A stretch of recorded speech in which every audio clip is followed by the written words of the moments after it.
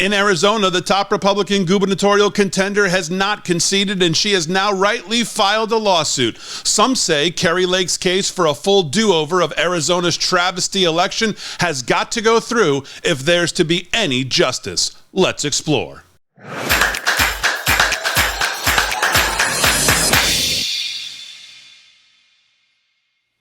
Hey everybody, Damon Roberts here, and we've got to talk about Kari Lake in Arizona because, you know, the extended counting, the weirdly broken voting machines, the lost voting time for people online, and the suspected uncounted ballots, it's all part of an election day disaster that screams fraud.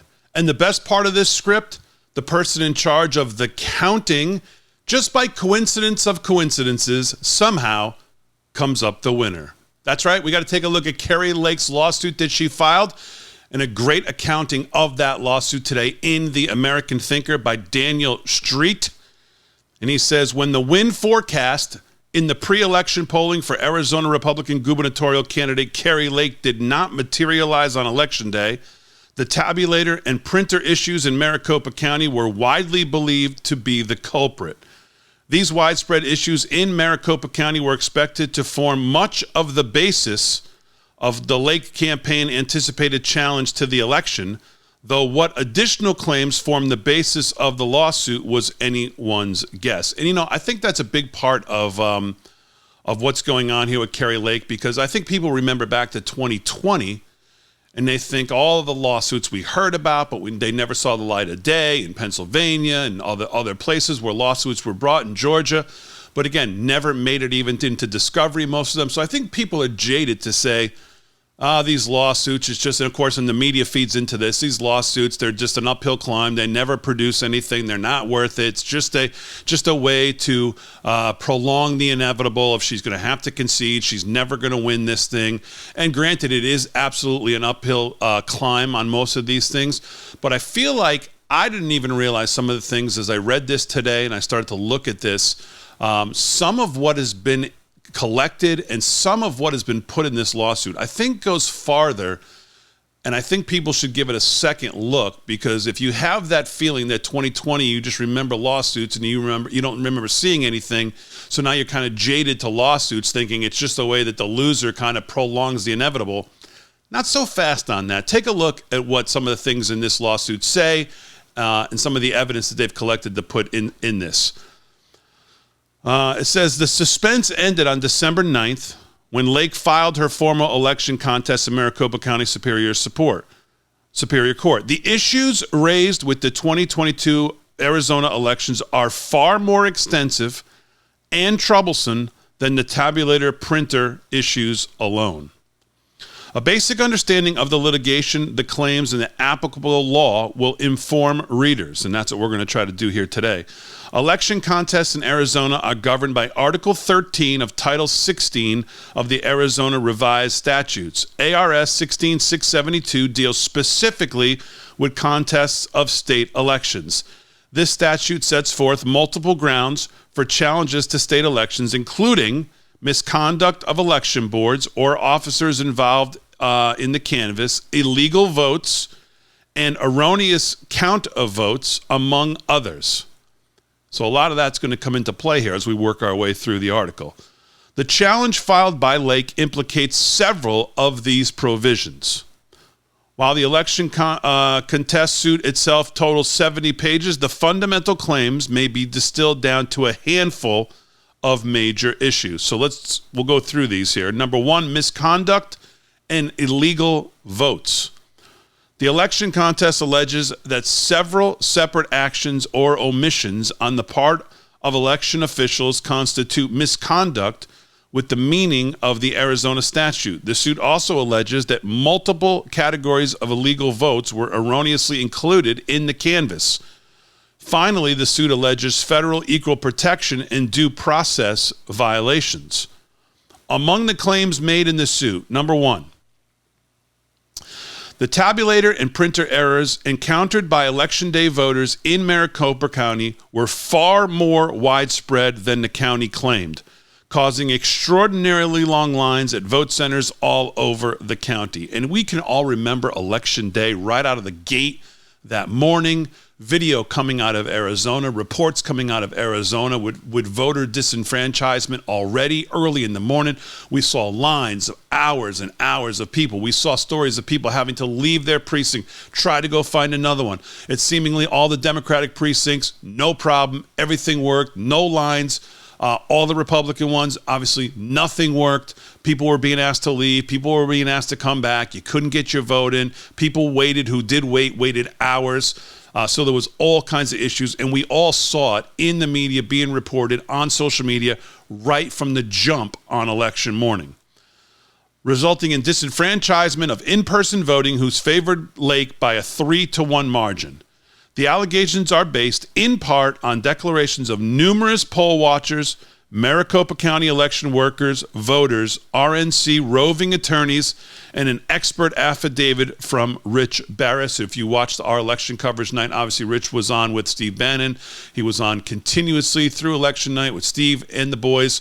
The People's Pundit, obviously a lot of you follow him on social media, is very good at this. He was on with Charlie Kirk that night. Charlie Kirk broke these Arizona numbers down for days.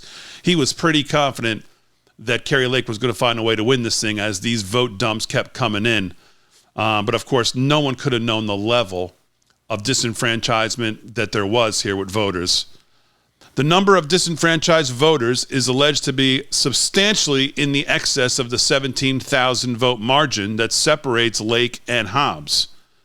Number two, the tabulators and printers used in Maricopa are claimed to be uncertified, in violation of ARS 16442, which requires the equipment to be certified and in compliance with the Help America Vote Act of 2002, based on the declaration of cyber expert Clay Pariah, who spent 9 years performing security tests on vendor voting machines for the U.S. Elections Assistant Commission. Pariah is also of the opinion that the widespread nature of the tabulator and printer problems in Maricopa is such that the problems could not arise absent intentional misconduct. And obviously that's the moneymaker shot of sentences. That this is not just like, oh, geez, bad luck. No. It could not be absent of intentional misconduct, which speaks for itself, which many of us have felt.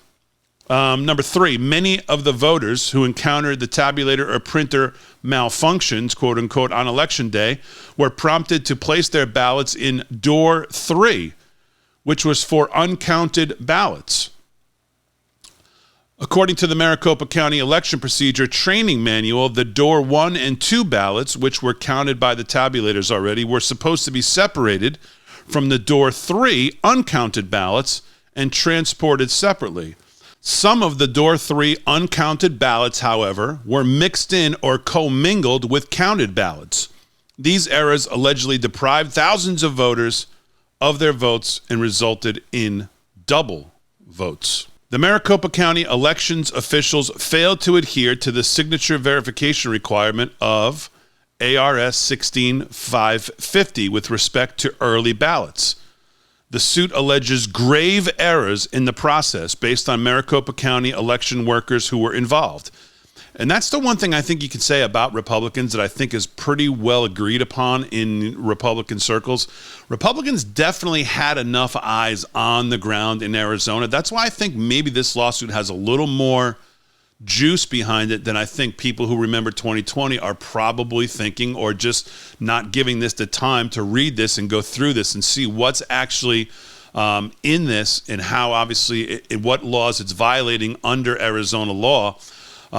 Because again, I think the one thing that people agree on that Republicans definitely did have enough eyes on the ground. So now obviously they've been putting all this together.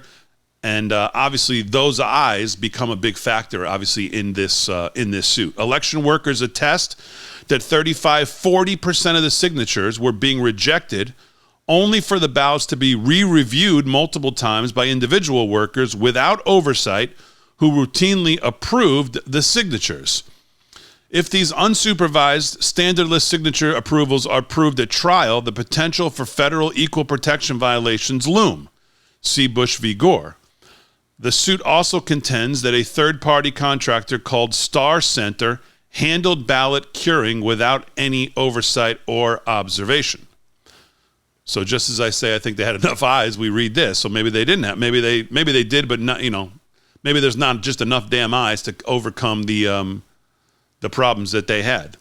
I do think they had enough eyes. I've heard people talk about it, that I've heard Charlie talk about it and others talk about the fact that they do believe Republicans had enough eyes on the ground in Arizona to try to keep up with what was going on that day. But maybe in the end, it was just too much. The Maricopa County officials failed to generate and maintain the chain of custody documentation required for drop box votes. Chain of custody, we talked about this in 2020. Chain of custody in Arizona, all over the country, from the voter rolls all the way through, is still a continued disaster. I don't know. They've done it in Florida somehow. I wonder how. The governor there was able to get, they had a lot of these same problems in Florida before DeSantis took over. And that's one of the first things he really tackled was a lot of how they do voting down in Florida. Someone's going to have to do this in Arizona eventually, if it's not Kari Lake, if she doesn't find a way to make this happen. Because the chain of custody, and it's more than Arizona too, there's other places, chain of custody from the voter rolls all the way through elections and how these votes are handled is really just a disaster. It's really beneath American elections. The COC requirements were mandated by ARS 16621 and by the 2019 Elections Procedural Manual at pages 61-62. The 2016 manual applied because of the disagreement between the state AG and Hobbs and litigation over the 2022 manual. These issues stem from Maricopa County's use of a third-party contractor called Runbeck, which scanned the early ballots to obtain electronic images of the signatures. The suit alleges that Maricopa County could not produce COC documentation for nearly 300,000 early ballots. The claims are based on Maricopa County's response to public records requests made by the Lake campaign, as well as declarations from a Runbeck employee and election observers. Number 6, the suit further alleges First Amendment violations and conflicts of interest against Secretary of State Katie Hobbs and Maricopa official Stephen Richer. Secretary Hobbs apparently worked with social media companies to suppress the free speech of those with opposing political viewpoints. Well, that we know for fact. That's not even a question anymore. While Richer started a political action committee to work with never Trump-type candidates and other PACs opposed to Kari Lake specifically. The election contest filed by Kari Lake also pleads federal claims, including equal protection, substantive due process, and procedural due process violations. The primary issues delineated above form the basis of the federal claims as well. The suit contains many more details pertaining to each of the claims outlined above, as well as additional claims and contentions omitted from this article. Take the time to read the entire formal election contest. The petition also includes detailed descriptions of the ways to vote in Arizona and of the vote counting process, and it is worth the read. All right, so now we get to the requested remedies that are being asked by Lake and her people. Kari Lake's election contest suit seeks several different forms of relief. Specifically, Lake requests the ability to inspect all ballot signature envelopes.